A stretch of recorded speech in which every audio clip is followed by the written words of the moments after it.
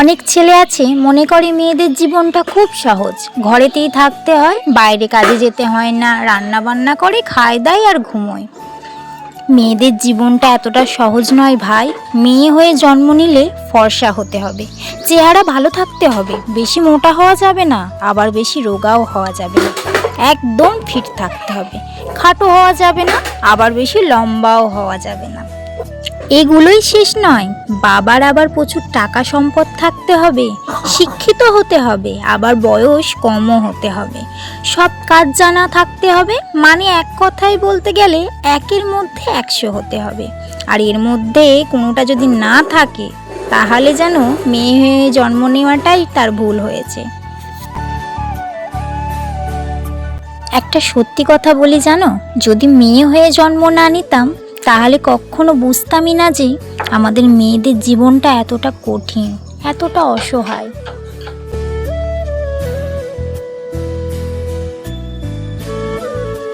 শুভ সকাল আমার প্রিয় বন্ধুরা, সবাই কেমন আছো? আশা করছি তোমরা সবাই ভালো আছো। তোমাদের ভালোবাসা আশীর্বাদে আমরাও সবাই ভালো আছি। আমার নতুন ব্লগে তোমাদের সকলকে স্বাগত জানিয়ে আজকের ভিডিওটা শুরু করছি। আমার দুই বাবুর মধ্যে কেউ এখনো ঘুম থেকে ওঠেনি। আমি একটু তাড়াতাড়ি উঠেছি, কারণ সকালবেলায় না ছোটোবাবু আমাকে কোনো কাজেই হাত দিতে দেয় না, কোলের ওপর উঠে বসে থাকে। তাই ভাবলাম আজকে একটু সকাল সকাল উঠে সমস্ত কাজগুলো গুছিয়ে নিই, তারপর ওদের দুজনকে তুলবো। আমার দুই বাবুই হচ্ছে প্রচণ্ড পরিমাণ দুষ্টু, মানে যাকে বলা হয় একজন যদি হয় টম আর একজন হয় জেলি। দুজনে টম অ্যান্ড জেলির বিশ্বযুদ্ধ শুরু করে দেয়। তাই ঘুমোচ্ছে, ঘুমোক বাবা, সেই ফাঁকে আমি কাজগুলো গুছিয়ে নিই। সত্যি কথা বলতে কি, ওরা দুজন আছে বলেই না আমি বেঁচে আছি। নিজের বলতে তো আর কেউ নেই যে কারোর জন্য ভাববো। ওদের দুজনের জন্য ভাবতে ভাবতেই সারা দিনটা কেটে যায়। আর ওদের করা বদমাইশিগুলো দেখতে দেখতে কিভাবে দিন পার হয়ে যাচ্ছে বুঝতেই পারছি না। একবার ও বলছে মা তো আর একবার ও বলছে মা। আর এই মধুর ডাকটা শুনতে আমার কি না ভালো লাগে। সারাদিন কতবার যে মা বলে তার ঠিক নেই।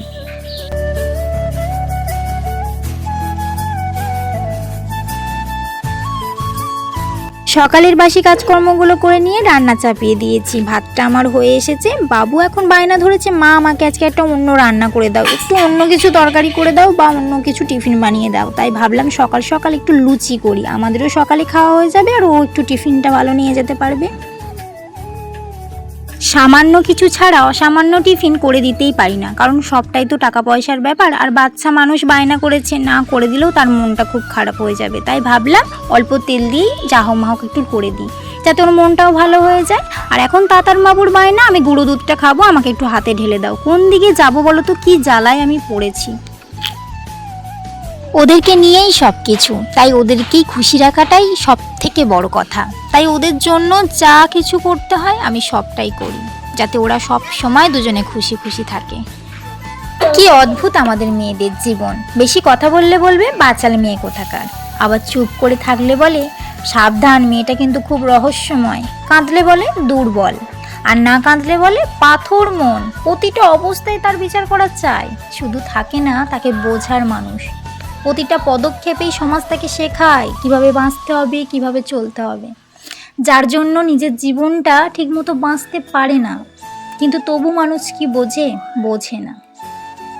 সময় আর পরিস্থিতি আমাকে এতটাই বদলে ফেলেছে, যেটা আমি কখনো কল্পনা করতে পারিনি, কখনো ভাবতে পারিনি যে আজ আমি এখানে থাকবো। দেখো আজকে আমি তোমাদেরকে আমাদের আশ্রমটা দেখাচ্ছি। হ্যাঁ, এটা একটা অনাথ আশ্রম, সেখানেই আমি ভাড়া থাকি। আর এগুলো হচ্ছে অনাথ আশ্রমের বাচ্চা, আর এটা হচ্ছে আমার ছোট্ট বাবু।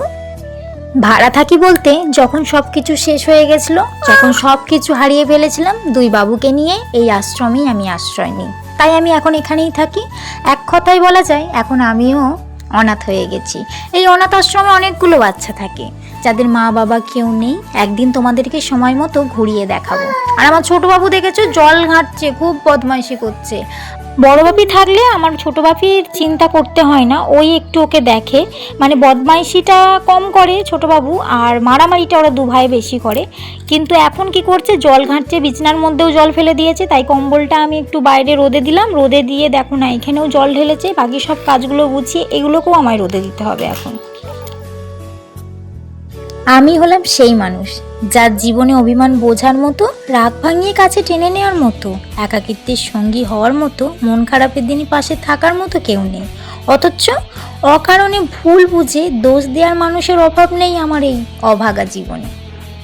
কথাতেই তো আছে, ভাগ্যে ক্ষয় ভাগ্যের জয়, ভাগ্যে ভাগ্যে টক্কর হয়। যতই হোক রূপবতী আর গুণবতী, জয় কিন্তু ভাগ্যবতীরই হয়। তাই ভাগ্যটাই তো আমার ভালো না, যেটা চাই সেটা আমি পাই না, আর যেটা পাই সেটাতে হয় না। কিন্তু কিছু করার নেই, ভাগ্যটাই তো আমার ভালো না। একটু একটু করে গরম পড়ছে, শীতের দিন চলে গেল, আর এই ঘরে একটাও পাখা ছিল না। তাই আশ্রমের মাকে বলেছিলাম, মিস্ত্রি পাঠিয়ে দিয়েছে, আজকে পাখা লাগানো হবে। দুপুরবেলায় বাবুকে নিয়ে এসে এত গরম করে, মানে রোদে রোদে আসি তো প্রচণ্ড গরম। বেশ ভালোই হলো পাখাটা লাগিয়ে দিচ্ছে। বড় বাপি এসে দেখে খুব খুশি হয়ে যাবে, বাচ্চা মানুষ তো গরম সহ্য করতে পারে না।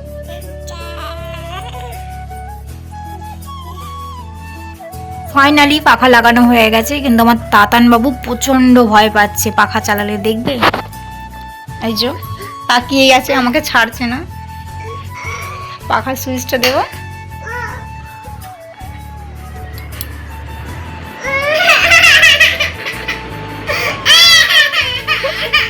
ভয়ের কিছু নেই, এটা পাখা, হাওয়া হবে তো। ওটা কান্না পাচ্ছে, ওটা পাখা চলছে তো। হাওয়া খাবে না, হাওয়া খাবে না। ঠিক আছে, বন্ধ করে দেবো। আচ্ছা,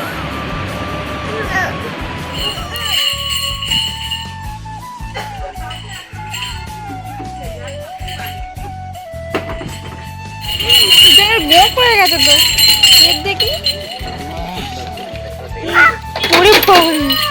ও দেবে না কাউকে। স্কুল থেকে এসেই হাত পা ধুয়ে খেতে বসে পড়েছি। আজকের দুপুরে আলু পোস্ত আর টমেটোমের ভর্তা। তাতানবাবু আমাদের খেতে শুরু করে দিয়েছে, ওর প্রচণ্ড খিদে পেয়ে গেছে। আখের রস খেয়ে ওর পেট ভরেনি, আর বড় বাপির আখের রস খেয়ে পেট ভরে গেছে, তাই এখনো ভাতের থালায় বসেনি। এখন সন্ধে হয়ে গেছে। ভাত খাওয়ার পর আমাদের তাতানবাবু অনেকটাই ক্লান্ত হয়েছিল, তাই ঘুমিয়ে পড়েছিল। আমি সেই ফাঁকে বড় বাপিকে খানিকটা বই পড়িয়ে নিলাম। এখন উঠেছে, উঠে বায়না শুরু, বদমাইশি শুরু। কেউ বলবে না যে ঘুম থেকে উঠেছে।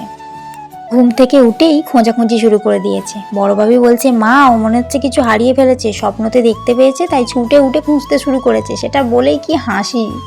আমার দুটো ছেলে হয়েছে বলে অনেকেই বলে কপালটা নাকি আমার খারাপ। খারাপ না ভালো আমি জানি না, কিন্তু কিছু তো করার নেই বলো। এটা তো গাছের ফল নয় যে পেরে নেব। ভগবান যা দিয়েছে সেটাই আমি নিয়েছি, এখানে তো আমার কোনো হাতও নেই, সবটাই ভাগ্যের খেলা। আজকের ভিডিওটা এই পর্যন্ত। ভিডিওটা ভালো লাগলে অবশ্যই লাইক কমেন্ট শেয়ার করে দেবে, আর পাশে থাকার জন্য সাবস্ক্রাইব করতে একদম ভুলবে না। টাটা বন্ধুরা, দেখা হবে একটা নতুন ব্লগে। ততক্ষণ সবাই ভালো থাকবে।